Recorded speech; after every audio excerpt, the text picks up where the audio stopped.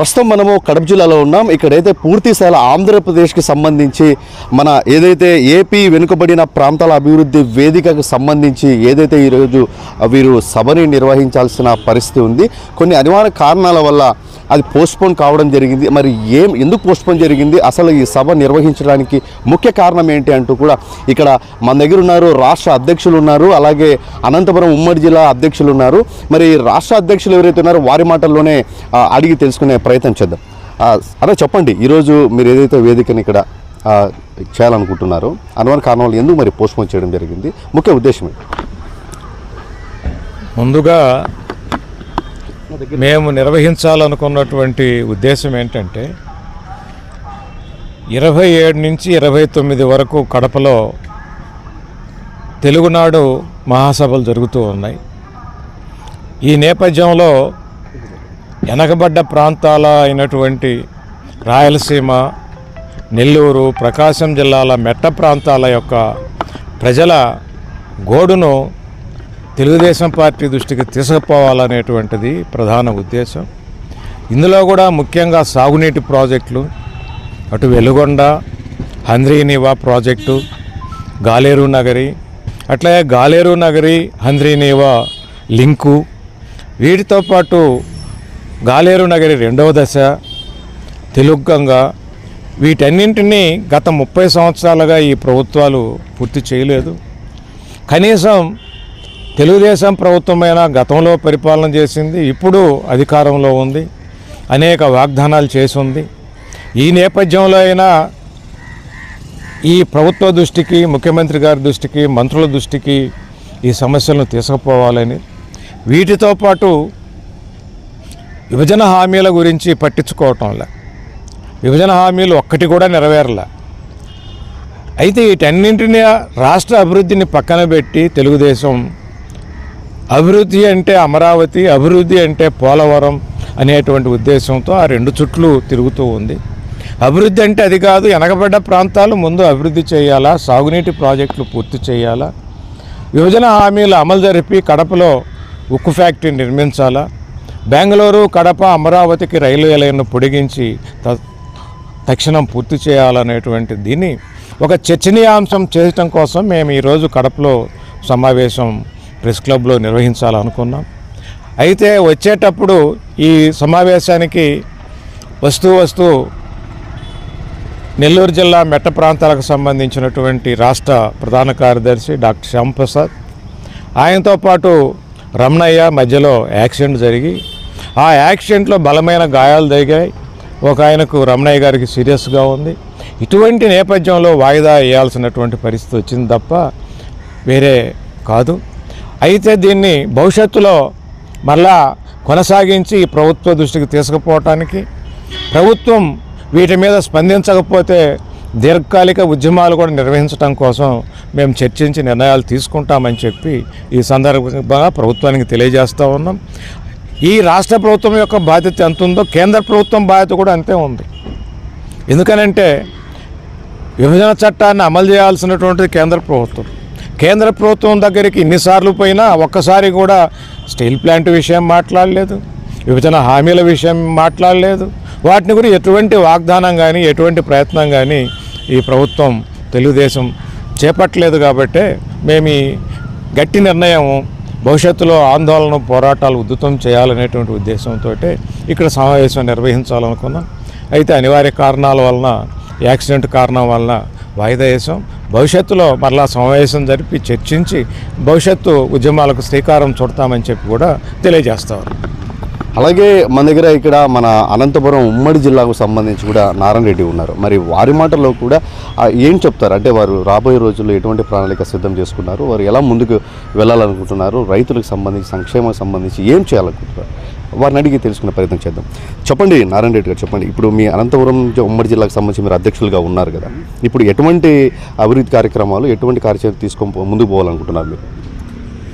ఈరోజు ముఖ్యంగా ఈ కడప జిల్లాకి ఈ సమావేశానికి రావడము, ఈ రాయలసీమ 4 జిల్లాల నుంచి కూడా ప్రాతినిధ్యం ఊహించే మా వెనుకబడిన ప్రాంతాల అధ్యక్షులందరూ కూడా, ప్రజా సంఘాలలో, అదేవిధంగా ప్రతిపక్షాల్లో ఉన్నటువంటి కొంతమంది లీడర్లు, కమ్యూనిస్ట్ పార్టీల్లో ఉన్నటువంటి వాళ్ళు, రైతు సంఘాల వాళ్ళు అందరూ కూడా రావడం జరిగింది. కానీ ఇది చింతిస్తున్నాము. ఈరోజు మా సమావేశం వాయిదా అనివార్య కారణాల వల్ల పడినందుకు. ముఖ్యంగా అనంతపురం జిల్లా గురించి మేము ఈరోజు ఈ జరిగే మహానాడుకు ఒక ఇన్విటేషన్ మాదిరి పంపించాలనుకున్నాం. కానీ అనంతపురం జిల్లాలో నిజంగా ఈరోజు పరిస్థితి చాలా అధ్వానమైనటువంటి పరిస్థితి ఉంది. ఇప్పుడు ఖరీఫు స్టార్ట్ అయింది, ఏరుశనగ ఇత్తనాలు లేవు, ప్రభుత్వం సరిగ్గా సప్లై చేసేటువంటి పరిస్థితి కూడా కనపడంలే. ఇప్పటికే రైతులు ఆందోళన చెందుతున్నారు. నిన్న మొన్న కురిసినటువంటి ఈ మధ్యకాలంలో అకాల వర్షాల ద్వారా పండ్ల తోట రైతులంతా, మామిడి తోట రైతులు, చీనా రైతులు అందరూ కూడా నిరాశ్రయులైనటువంటి పరిస్థితి.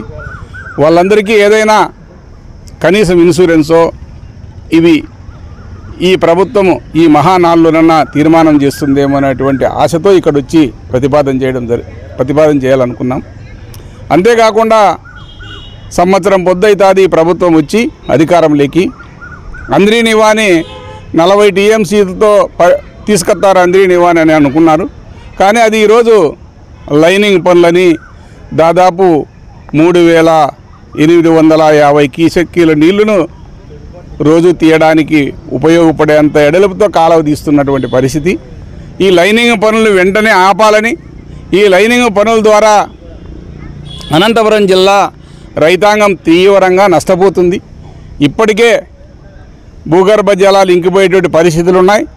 మరి ఇలాంటి పరిస్థితుల్లో లైనింగ్లో ఈ అంద్రీ నివా నీళ్ళని తీసుకొని పోతే బ్రాంచ్ కెనాల్ లేవు, తర్వాత చెరువులకు లేవు, చిన్న చిన్న కుంటలు నిండవు, తర్వాత చెక్ డ్యాములు కూడా పారినటువంటి పరిస్థితి రాబోయే కాలంలో ఉంటుంది. ఇబ్బందులు పడతారు రైతులంతా.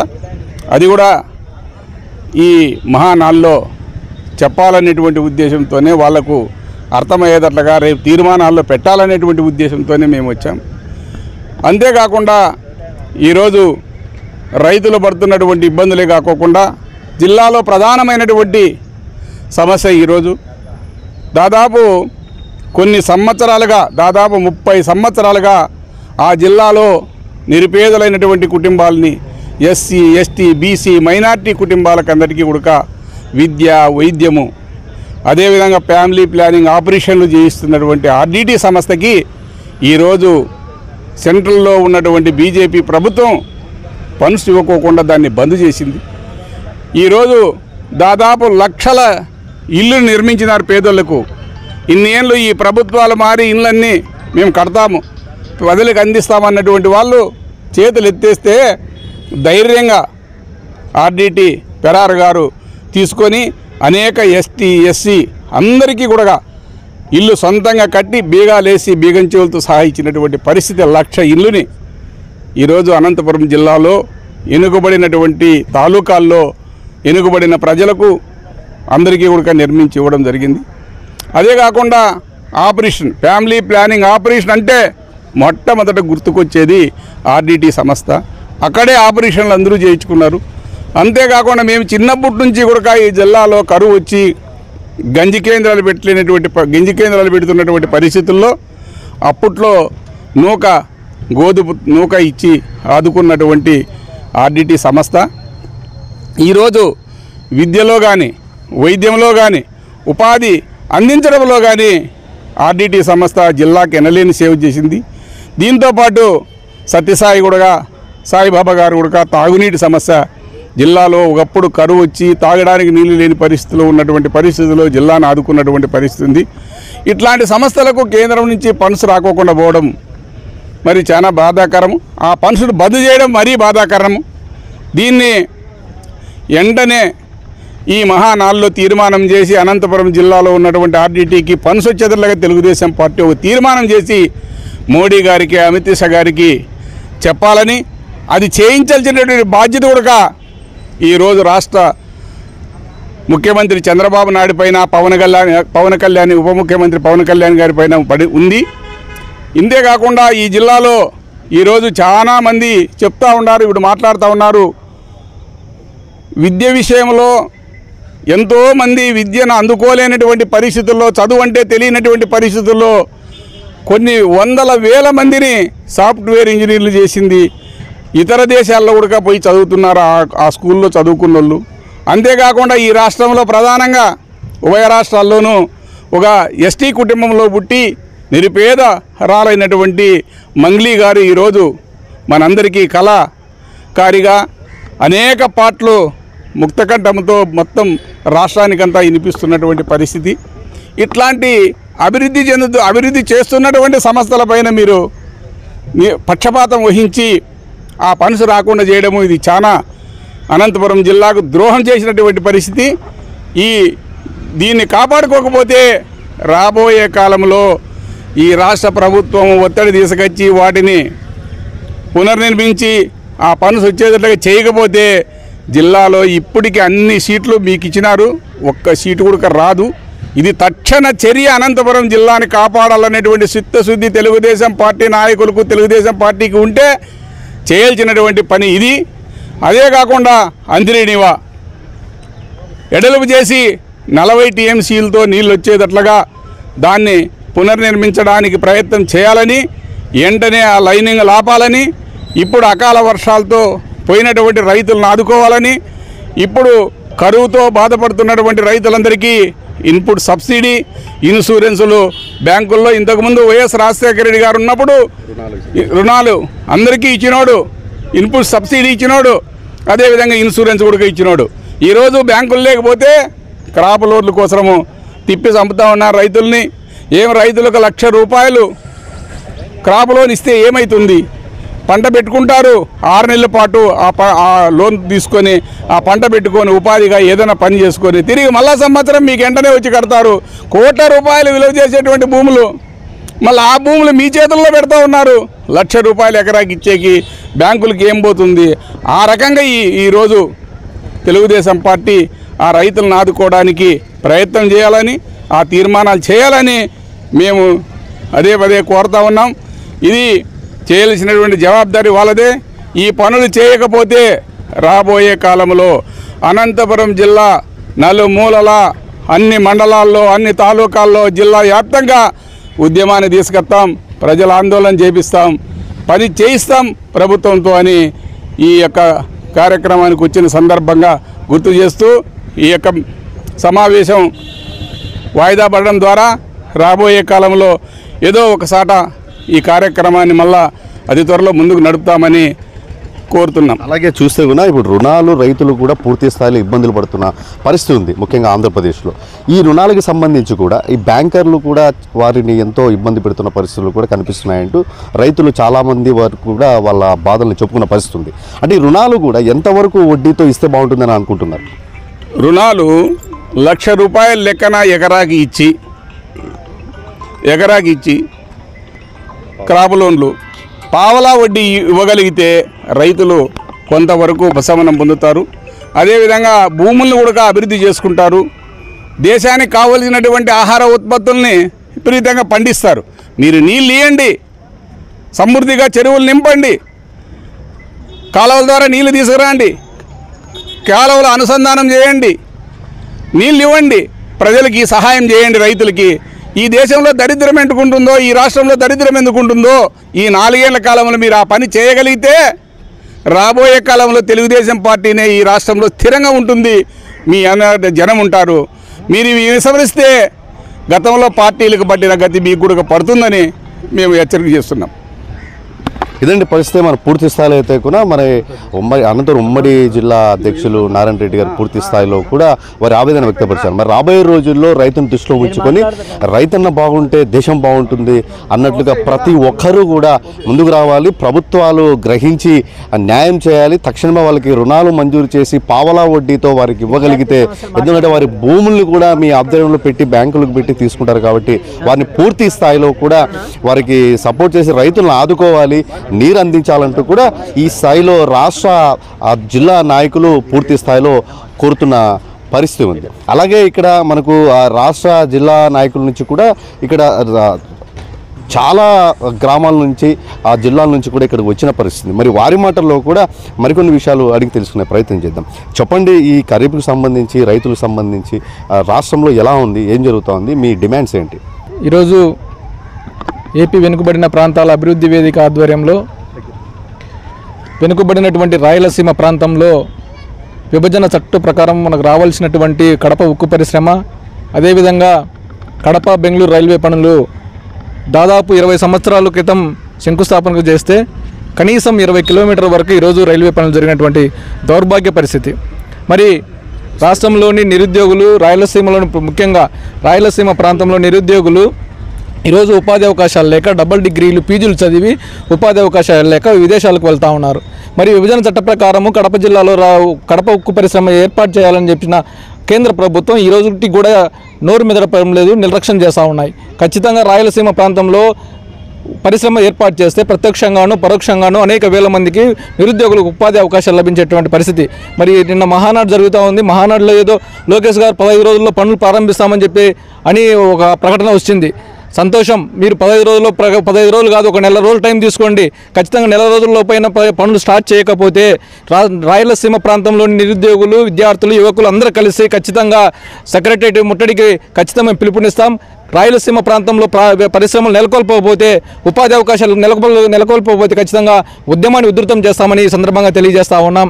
అదేకాదు విభజన హామీల్లో ముఖ్యంగా ప్రత్యేక హోదా అంశాన్ని ఈరోజు పెడచెవిన పెట్టేసినటువంటి పరిస్థితి. అధిక ప్రతిపక్షంలో ఉన్నప్పుడు మాత్రం ముఖ్యమంత్రి చంద్రబాబు నాయుడు గారు ఖచ్చితంగా ఈ రాష్ట్రానికి ప్రత్యేక హోదా కావాలి, అధికారంలో ఉన్న వాళ్ళు పట్టించుకోలేదన్నారు. మరి ఈరోజు అధికారంలోకి వచ్చారు, ఈరోజు కేంద్రం మీ మీద నడుస్తూ ఉంది అని చెప్తా ఉన్నారు. మరి ఎందుకు డిమాండ్ చేయడం లేదని ప్రత్యేక హోదా అంశాన్ని అని మేము ఈ సందర్భంగా నిరుద్యోగ యువకులుగా మేము డిమాండ్ చేస్తా ఉన్నాం. ప్రత్యేక హోదా వస్తే ఈరోజు రాష్ట్రంలో అనేక పరిశ్రమలు వస్తాయి. అనేక పరిశ్రమలు రావడం ద్వారా అనేక మంది నిరుద్యోగులకు ఉపాధి అవకాశాలు లభిస్తాయి. తల్లిదండ్రుల యొక్క ఆర్థికంగా బలోపేతం కావడానికి అవకాశాలు ఉన్నాయి. కానీ అటువంటి ప్రయత్నాలు చేయకుండా కేవలం స్వార్థ లాభ ప్రయోజనాల కోసం ఈ రాజకీయ నాయకులు కుటిల రాజకీయ ప్రయత్నాలు చేస్తూ ఉన్నారని చెప్పేసి సందర్భంగా మేము తెలియజేస్తా ఉన్నాం.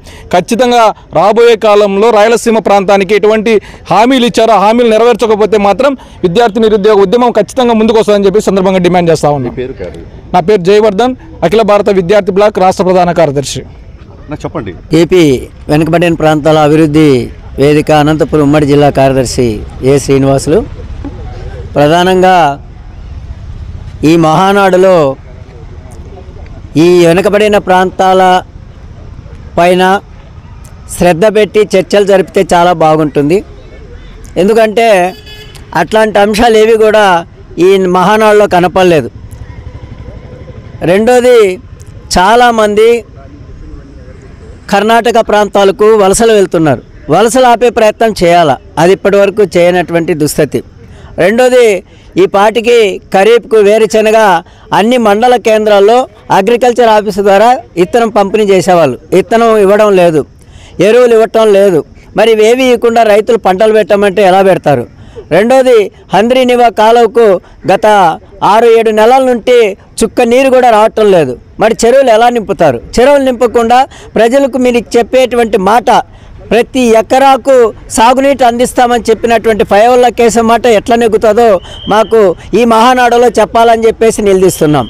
మీరు చెప్పిన మాట మేము చెప్పిన మాట కాదు కాబట్టి చెరువులు అన్నీ నింపాలా. చెరువులు నింపాలంటే నీళ్ళు కావాలా. ఆ నీళ్ళు ఇప్పటి వరకు రావడం లేదు. అసలు గొల్లపల్లి రిజర్వ్లోనే నీళ్లు పూర్తి అయిపోయినాయి. కియో ఫ్యాక్టరీకి కావాల్సిన నీళ్ళన్నీ తీసుకుపోతున్నారు. ఆ ప్రాంతంలో పెనగొండ ప్రాంతంలో తాగునీటి సమస్య ఎదురవుతున్న ఆడ ప్రాజెక్టు నుండి కూడా తాగునీటి సమస్య పరిష్కారం అవుతాం లేదు. అందువల్ల మహానాడులో ఇట్లాంటి అంశాలు చర్చించమని చెప్పేసి కోరుతున్నాం. రెండవది, చాలామంది అమ్మఒడి పడక, విద్యా కానుకలు పడక చాలామంది విద్యార్థులు ఇళ్లలో ఉంటున్నారు. దీని మీద గ్రహించండి, దీని మీద దృష్టి పెట్టండి. ఇప్పుడు మళ్ళీ స్కూల్ స్టార్ట్ అవుతున్నాయి.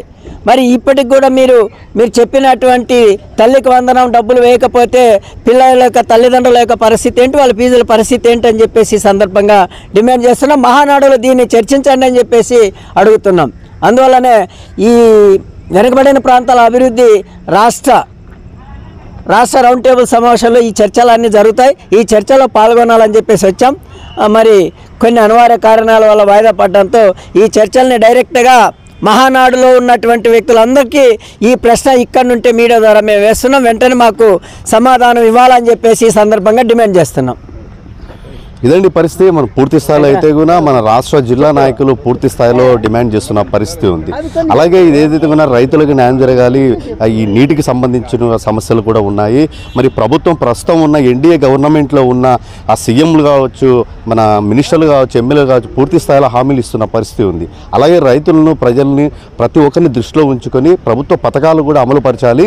ఇప్పటికి సంవత్సరం ఎన్డీఏ గవర్నమెంట్ వచ్చి కూడా సంవత్సరం కావాల్సినప్పటికి కూడా ఎటువంటి పథకాలు కూడా అమలు కావట్లేదు. దాని మీద దృష్టి సాధించి ఈ అమౌంట్కి సంబంధించి కావచ్చు, ఫీజు రింబర్స్మెంట్ కావచ్చు, పూర్తి స్థాయిలో కూడా ప్రభుత్వం చొరవ తీసుకొని తొందరగా ప్రజలకు అందుబాటులో సేవలు చేయాలంటూ కూడా ఈ సంఘాలు పూర్తి స్థాయిలో కూడా, ఈ రైతు సంఘాలు కూడా పూర్తి స్థాయిలో డిమాండ్ చేస్తున్న పరిస్థితి ఉంది. మరొక అప్డేట్తో మీ ముందుకు వస్తాం. TV6 నేషనల్ న్యూస్ ఛానల్, కదిలించే వార్త, తెలుగు జాతీయ దినపత్రిక. నేను మీ రమేష్ కుమార్, కడప నుంచి.